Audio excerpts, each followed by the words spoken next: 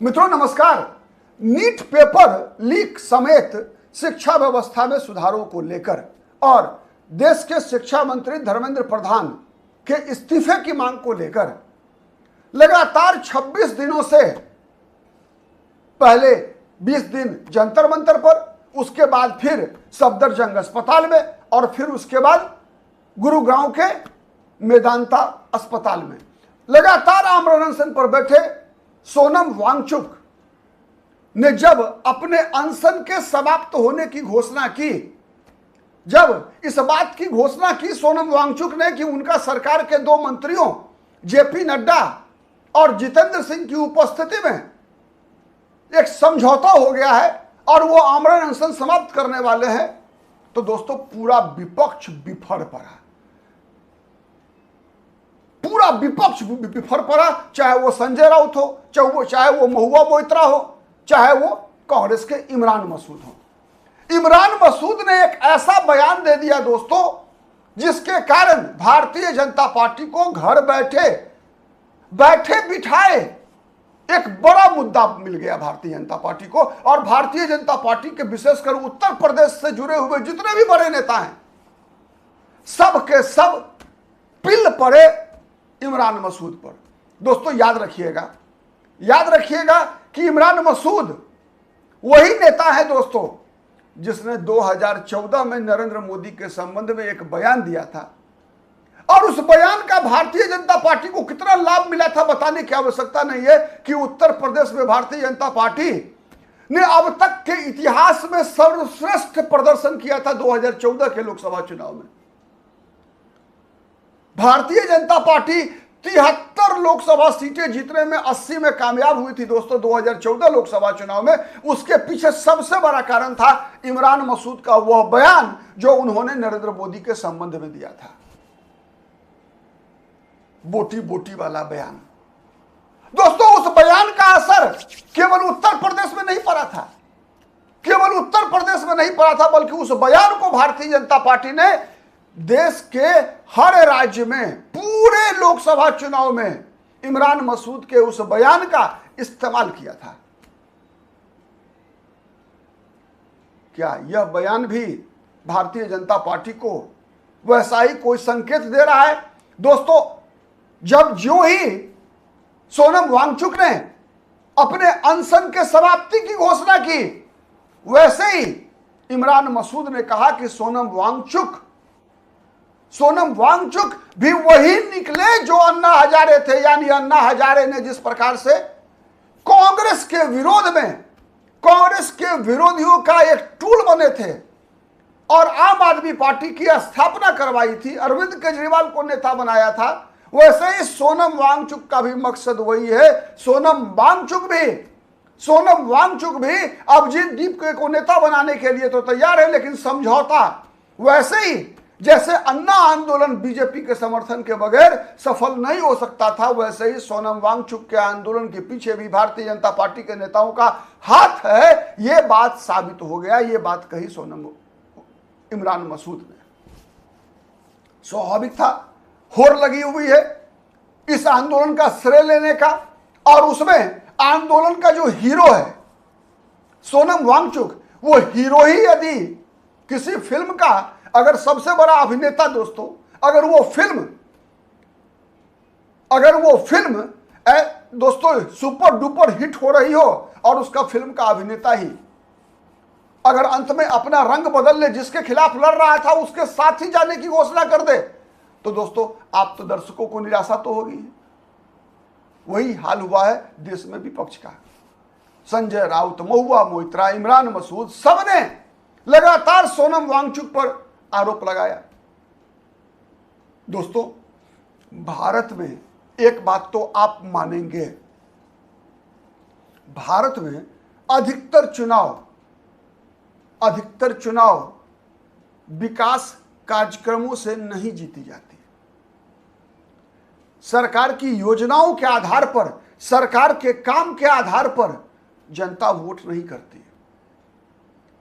Vote करने के लिए भावनात्मक मुद्दा सबसे आगे रहता है।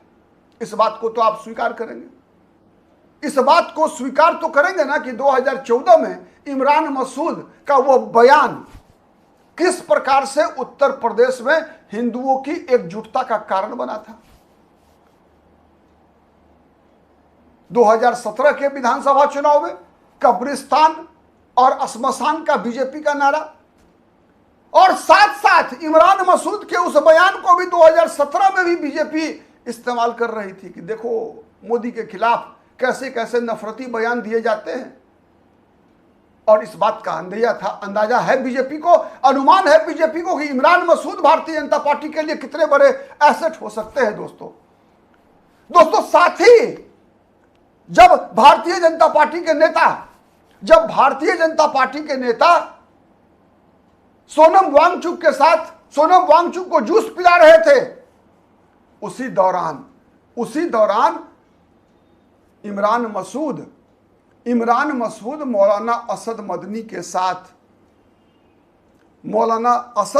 के साथ मंच शेयर कर रहे थे। और मंच शेयर जब कर रहे थे दोस्तों, तो छात्रों के इस आंदोलन को वक्फ संशोधन एक्ट से जोड़ रहे थे। अब आप समझिए कि भारतीय जनता पार्टी को कैसे इमरान मसूद का यह बयान उत्तर प्रदेश के विधानसभा चुनाव में भारतीय जनता पार्टी का काम हल्का कर रहा है। अब दोनों को, छात्रों के मुद्दे को और वक्फ संशोधन विधेयक को जब एक साथ जोड़ रहे थे, तो दोस्तों इस आंदोलन में शामिल लोग कश्मीर से धारा 370 समाप्त करने की बात करते हैं। इस आंदोलन में, छात्रों के इस आंदोलन में शामिल लोग जब शर्जिल इमाम और उमर खालिद की बात करते हैं, तो दोस्तों आप समझ लीजिए कि क्यों भारतीय जनता पार्टी के नेता कहते हैं कि यह छात्रों का आंदोलन नहीं है। इस आंदोलन में FCRA का विरोध करने वाले चर्च के प्रतिनिधि फादर भी हैं, ईसाई मिशनरी के लोग भी हैं, और वक्फ बोर्ड एक्ट में संशोधन का विरोध करने वाले लोग भी हैं। वो लोग भी हैं जो CAA के खिलाफ शाहीन बाग का प्रोटेस्ट चला रहे थे। वो लोग भी हैं जो किसान आंदोलन के क्रम में ये कह रहे थे कि कश्मीर बनेगा पाकिस्तान, पंजाब बनेगा खालिस्तान। वो लोग भी थे इस आंदोलन में शामिल थे, जिन लोगों ने 2021 में लाल किले पर पीला झंडा फहराया था।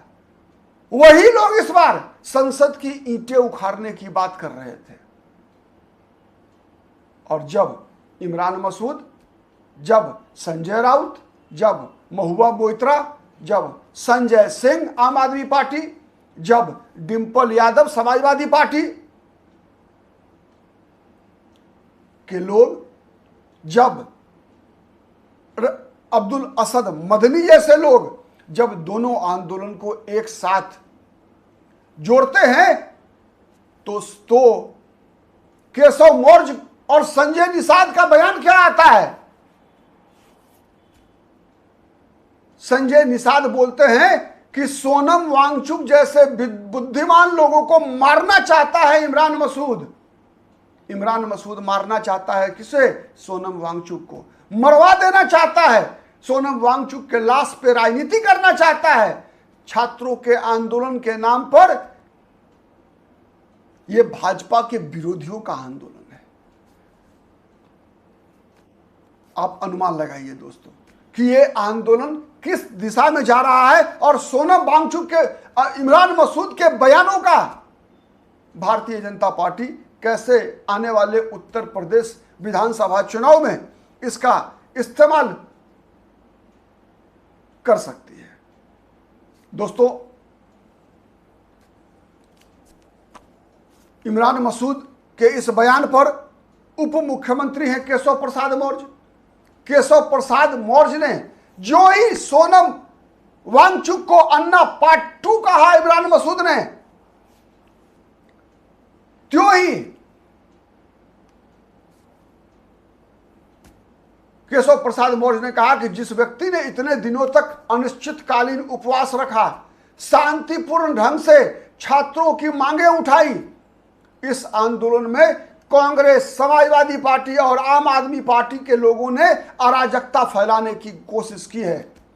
सोनम वांगचुक गांधीवादी तरीके से जहां आमरण अनशन पर बैठे थे, वहीं कांग्रेस, समाजवादी पार्टी, आम आदमी पार्टी, AIMIM, वामपंथी पार्टियों के कार्यकर्ताओं ने इस आंदोलन को हाईजैक कर लिया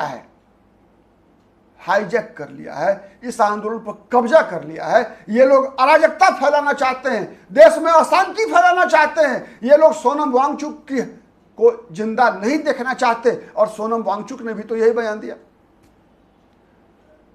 केशव प्रसाद मौर्य ने कहा कि जो मामला शांतिपूर्ण तरीके से निपट सकता था, उसे इन लोगों ने गलत दिशा में ले जाने का काम किया है। केशव मौर्य ने कहा कि कांग्रेस को आने वाले दिनों में भयंकर दुर्दिन देखना पड़ेगा। दोस्तों, बयान यूं ही नहीं है, निशाना यूपी का चुनाव है। इमरान मसूद का भी यह बयान यूपी विधानसभा चुनाव के मद्देनजर ही दिया गया था, और बीजेपी को उत्तर प्रदेश विधानसभा चुनाव में इमरान मसूद का सुपर एक्टिव होना भारतीय जनता पार्टी के लिए राहत की बात है या नहीं? कमेंट करके जरूर बताइएगा। नमस्कार।